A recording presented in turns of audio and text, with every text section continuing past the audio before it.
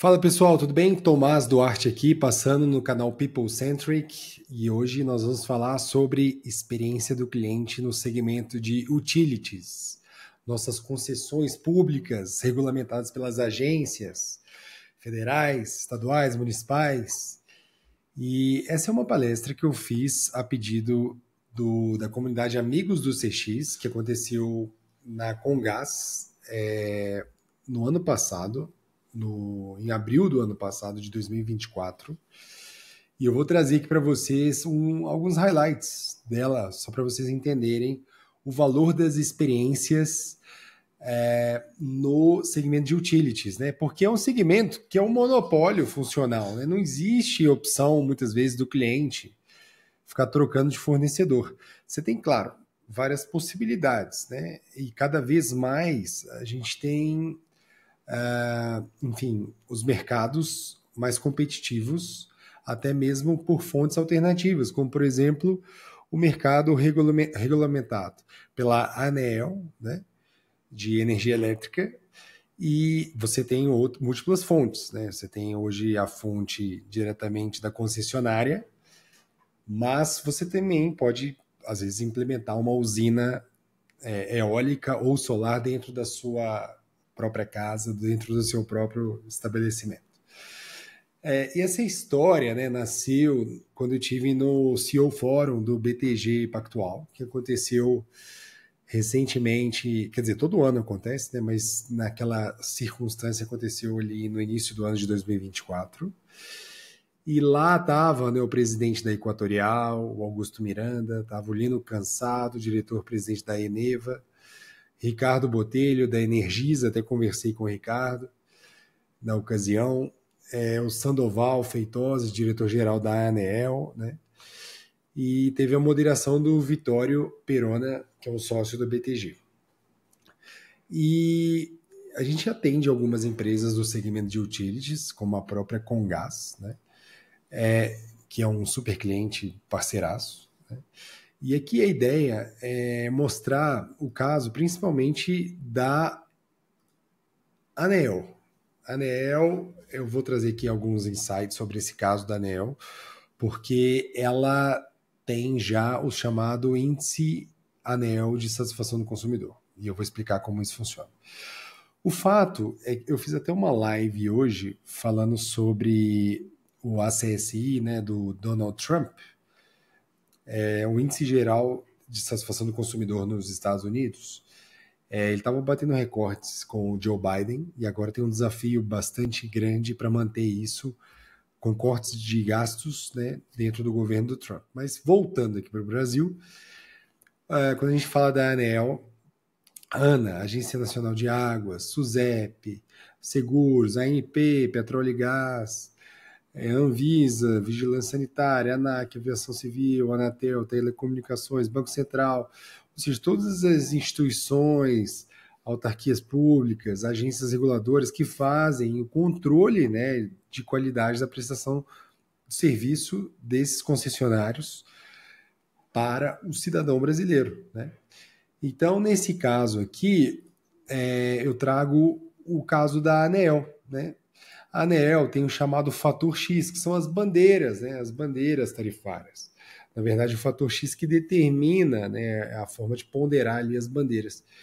E a ANEEL fez uma consulta pública, né, no ano passado, dizendo que o fator X seria mais, ou seja, uma ponderação maior vinculada à satisfação do consumidor através do IASC, que é o Índice ANEEL de Satisfação do Consumidor. Aí a matéria aí na terra, aí, ó, dizendo: a ANEEL quer dar peso à satisfação do consumidor na definição de tarifas de energia, né? Então, esse é a ponta do iceberg, porque a gente fala da perspectiva, né, de longo prazo, do case americano, do case da ANEEL, das agências reguladoras levarem, né, os indicadores de performance da experiência do consumidor, satisfação do consumidor, seja de VOC, né, Voice of Customer, voz do cliente, ou até outras formas de balizar a satisfação do cliente. O fato é que isso cada vez mais tem protagonismo, né? Protagonismo. Então eu explico aqui, né, como é que funciona o IASC e tal, né, tem os pilares de confiança, fidelidade, valor e qualidade percebida. Ele é um indicador complexo, não é algo simples, né? Para medir o indicador IASC são feitas dezenas de milhares de pesquisas através de um instituto de pesquisa, o que eu acho ruim, tá? Eu sou contra esse modelo. Eu acho que a gente deveria fazer algo parecido com o que o HCAHPS faz nos Estados Unidos, que é o indicador de experiência do paciente, criado pela Agência de Saúde Americana, que a gente faz aqui no Brasil para os hospitais privados e públicos. A TREC, né, faz isso aqui. Mas o fato é que as pesquisas são em tempo real, né? 27 mil para 214 milhões de habitantes, a amostra é insignificante. Tem uma questão de capilaridade, não usar canais digitais, enfim. Tem uma série de críticas aqui ao IASC que eu faço, né, trabalhando com isso há muitos anos. Né, toda a minha trajetória profissional vinculada, né, a medir indicadores da experiência do cliente. E o fato é que tem várias críticas sobre esse modelo, né? Dá para melhorar bastante. Passado esse adendo, né? Dando sequência aqui, a gente tem uma coisa, né? Ou seja, um termo muito utilizado na saúde, inclusive, que é o PBV, né? O pagamento baseado em valor. Existem teses, inclusive, de instituições europeias, americanas, sobre o PBV e várias instituições brasileiras tentam implementar isso. E o fator X ponderado pela satisfação do cliente ali, nesse caso, é muito próximo, né? Assim, essa lógica do PBV, né? Porque se você não entrega valor ali, o resultado ao consumidor, né? No caso, o concessionário pode ser penalizado, né? Ele pode ter suas tarifas reduzidas ou, enfim, seus bonificações, né? Enfim, reduzidas e por aí vai.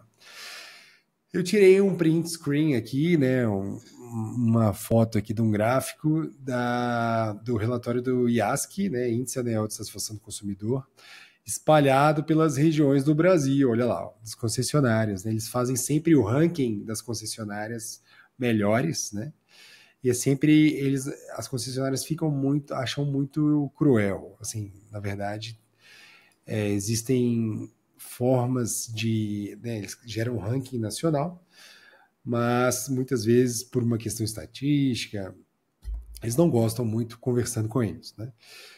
O fato é que aqui a gente tem esse valor das experiências em utilities, né, sendo elencados através do IASC nos concessionários de energia elétrica. Então você pode ver que a região norte realmente está com muitos problemas.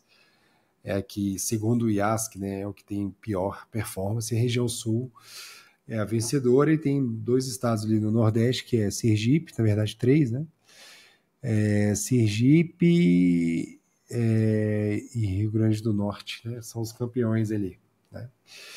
Então, aqui está separado por áreas de concessões, né? Mas o fato é que dá para ter uma perspectiva sobre a satisfação do cliente com as empresas de energia elétrica.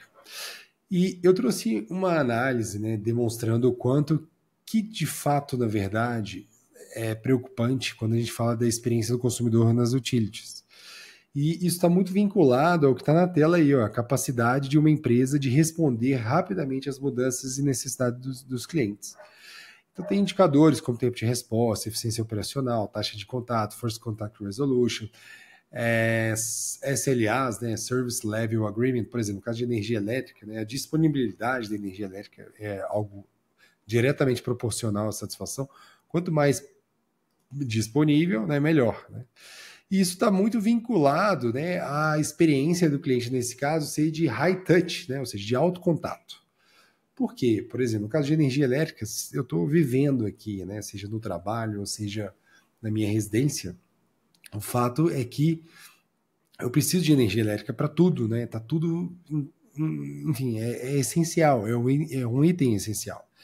Então, se chamei vários convidados para a festa de aniversário da minha filha e acaba a energia elétrica, acabou a festa, né?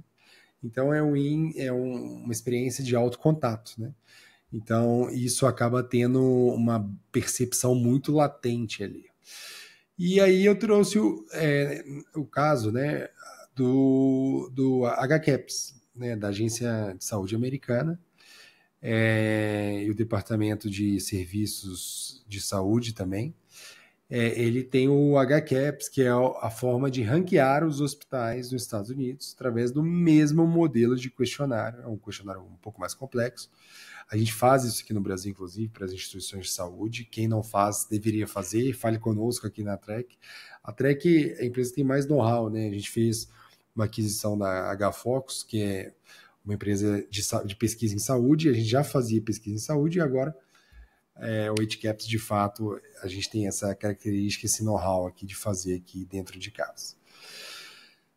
E eu trouxe um estudo também da McKinsey, né, demonstrando que, um case, na verdade, né, que uma empresa de energia estrangeira, né, ela fez o redesenho da jornada de realocação do consumidor para uma grande empresa, introduzindo uma abordagem de comunicação automatizada que reduziu 50% dos passos do processo para o cliente e acelerou 80% do processo, do processamento. O que isso quer dizer? Quer dizer que a digitalização ela ajuda muito nos processos, né? Ou seja, tornar o processo autosserviço, né? Então, essa digitalização ela ajuda muito, né? Porque reduz o custo de atendimento, igual está na tela aí, e o cliente pode fazer a gestão completa, né? Acompanhar seus dados em tempo real, seu consumo em tempo real, acompanhar suas faturas, pedir alterações de datas, pedir suporte, né? em campo, né? Por exemplo. Então, são exemplos aqui que são possíveis de melhorar a experiência do cliente no segmento de utilities. E quando a gente fala de criar uma experiência sem emenda, né? A chamada Seamless Experience, né? A ideia aqui, como utilities é high touch, né? Pode ser gás, pode ser energia elétrica, água, né? Por exemplo, saneamento. A gente está falando de que é um hábito de consumo, né? A gente vivencia todos os dias, né? Então a gente tem que ter uma eficiência operacional muito grande, né? Investir muito em infraestrutura, manutenção, ter lagos de dados, né? Customer Data Lake, né? Para garantir que o cliente a empresa tem uma visão do cliente de uma única maneira, single customer, né? De uma forma única. Ter um mapa de experiência, né? Você acompanhar ali a perspectiva do cliente de uma maneira única, né? Para entender quais são os pontos de dor, quais são dados, né? Ou seja, dados dentro da jornada. Processar através de IA, né? Hoje as emoções, né? As percepções dos clientes. Hoje com IA a gente consegue fazer isso com muita velocidade. O OpenCX da Track, né? O nosso software de IA ele faz isso muito bem. Ter uma experiência do usuário avançada, isso está vinculado à digitalização ali. Então uma conta de luz, por exemplo, faz toda a diferença lá ser a lá Nubank, né? Eu falo a lá Nubank porque o Nubank criou patamares de design bem avançados. Então, ele redesenhou a fatura de cartão de crédito. Da mesma forma, as empresas deveriam redesenhar a fatura. Até estou acompanhando um caso da Copasa, né? Muito, muito legal. O redesenho da conta da Copasa de Minas Gerais. E também gatilhos de automatização, né, de envios de mensagens, né, igual esse caso aí. Se acabou a energia, você já avisa antes, né? Então isso nas empresas de telecom acontece também, né? Então essa é a lógica de criar uma experiência sem emenda. Dentro do estudo da Gartner, agora sobre a generativa e como ela está transformando os programas de experiência do cliente, tem 3 pilares ali clássicos, né? Entender os clientes, ajudar a definir uma estratégia de CX e ter também uma experiência do cliente coordenada, né, dentro da companhia. Então, esses são os 3 pilares ali para impacto de IA generativa dentro de voz do cliente. Dentro da gestão da experiência do cliente. E aqui mais da Gartner também, né, demonstrando o quanto que ainda as empresas utilizam muito IA para o marketing, né? Mas não para a experiência do cliente. Então, tem feedbacks de produto, pesquisa de voz do cliente, ele tem poucas atuações ainda. A tendência é que isso melhore bastante, né? Aqui são as habilidades, né, da IA generativa e como ela consegue implementar processos dentro do mundo da experiência do cliente.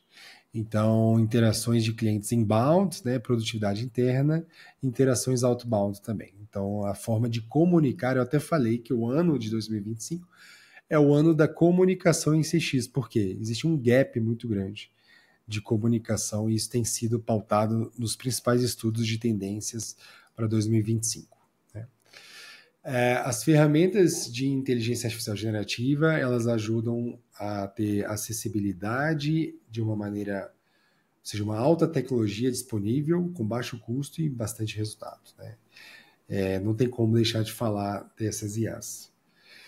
E para finalizar, eu coloquei aqui o acidente de Fukushima, né, que foi uma empresa concessão pública, a TEPCO, né, a empresa de energia lá do Japão. Né.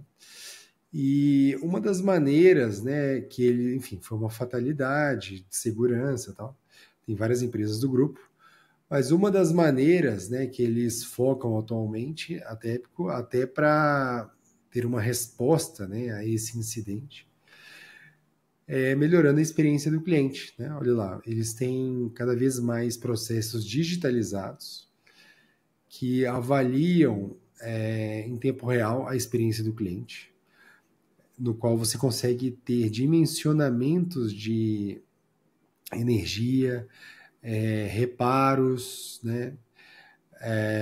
Até mesmo, enfim, drones, olha lá, usam muita tecnologia para ter uma visão geral da gestão, né? Então, aquele dashboard, né?